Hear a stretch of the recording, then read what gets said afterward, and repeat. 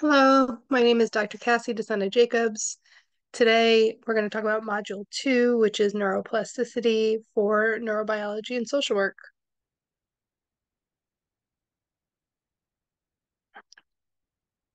So let's begin by talking about what neuroplasticity is. So neuroplasticity is also sometimes known as neural or brain plasticity, and it is basically the brain's ability to change and adapt in response to stimuli.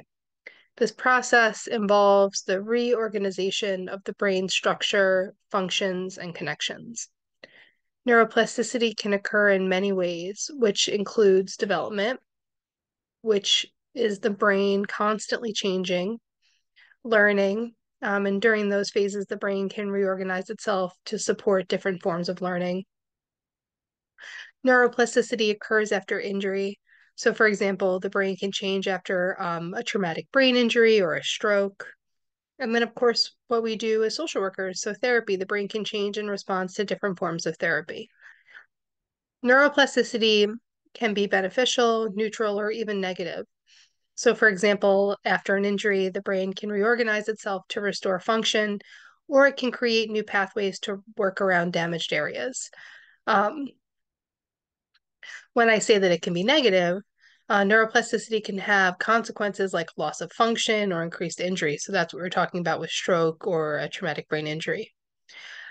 As someone who's done significant work in trauma, I talk a lot about neuroplasticity as an important way to change, to increase emotional regulation and to empower clients to know that they have a lot of growth ahead.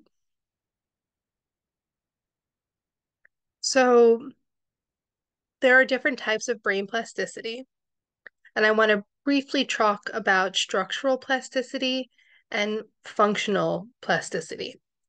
So, structural plasticity is the brain's physical tissue and the changes in response to learning new experiences. For example, learning to play an instrument can increase the size of the temporal lobe of the brain. And then functional plasticity or functional neuroplasticity is the brain's ability to compensate for damage moving by moving functions to undamaged areas. So, for example, people with Broca's aphasia, which is a condition that makes it difficult to speak and write, can recover their abilities by engaging in treatment and rehabilitation. Brain plasticity can also be categorized as adaptive or maladaptive. So, adaptive plasticity is when brain changes are associated with gaining or restoring function. So, therapeutic interventions can help with neurological function after a stroke. Maladaptive plasticity is when brain changes are associated with negative consequences. Um, so, long term stress can cause maladaptive changes in cortical neurons. If you're sitting here and you're like, how does this tie into social work or therapy? It absolutely does. If you have interest in working in trauma, this ties into trauma work. If you want to do medical social work, this ties into medical social work. And if you want to work in mental health, this ties into mental health because you are going to work with clients that have long-term brain change no matter what type of work you do. So understanding adaptive plasticity, understanding maladaptive plasticity will make you a more empowered social worker and therapist.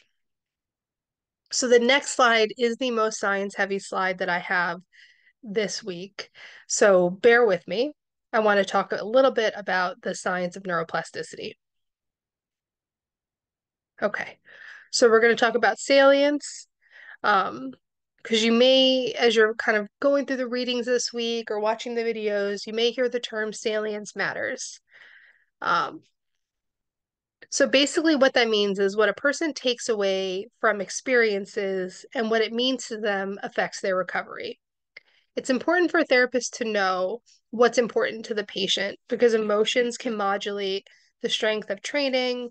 Um, Basically, if the therapist can make therapy or information salient and important to the patient or the client, they can more easily remember skills or pieces of information that are important to them because brains can really be overwhelmed with input. So that's the concept of that.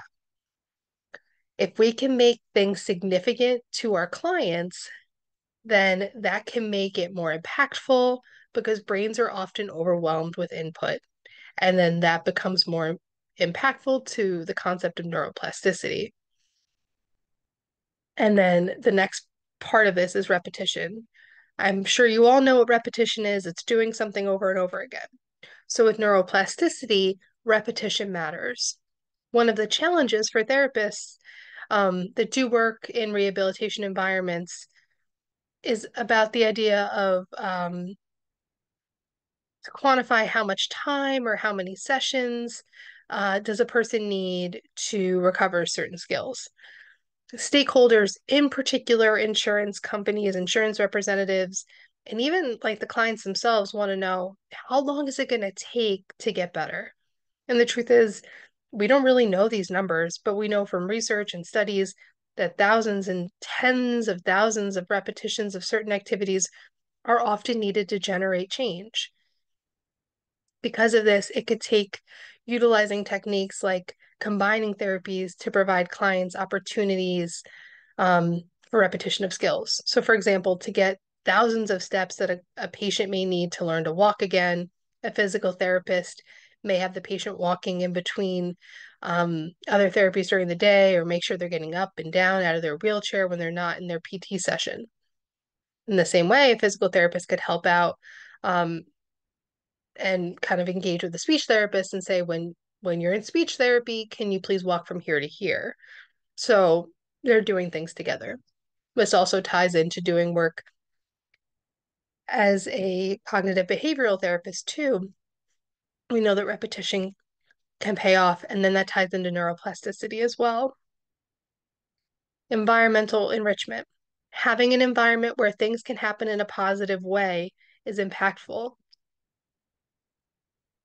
In an enriched environment where we're exposed to sensory, motor, and social experiences that can influence brain function and behavior shows that our brains become more more neuroplastic, and then we can have more protection against neurological disorders as well. And there's multiple studies that show this. I have 5 different ones listed. And as a result of this, enriched environments have become a vital tool in neuroscience research, helping researchers understand the mechanisms of brain plasticity and develop interventions to improve brain function. The last one is generalization. This is a quote. Plasticity in response to one training experience can enhance acquisition of similar behaviors. In the training process, therapists need to have an eye towards how a particular skill or activity can be generalized or transferred to real world activities. So it's great if you can do it in like therapy. It's great if you can do it in a hospital setting, but can what you're doing be applied to the real world environment? So that's our science side. So this is what we were just talking about, but hopefully in more plain terms.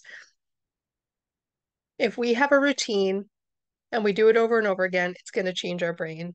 And it's empowering to know that we can reroute our brains with mindfulness to make different habits and to change our thought patterns. And this is a lot of the way that this is the way that I talk about neuroplasticity with my clients that have experienced trauma. You can think about something, and the way you're thinking about something can create new neural structures.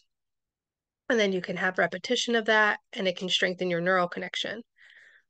It's empowering. We can strengthen the pathways we want by thinking about the way we want to be. One more slide. So, just to reiterate one more time, neuroplasticity refers to the brain's ability to change and adapt based on experiences.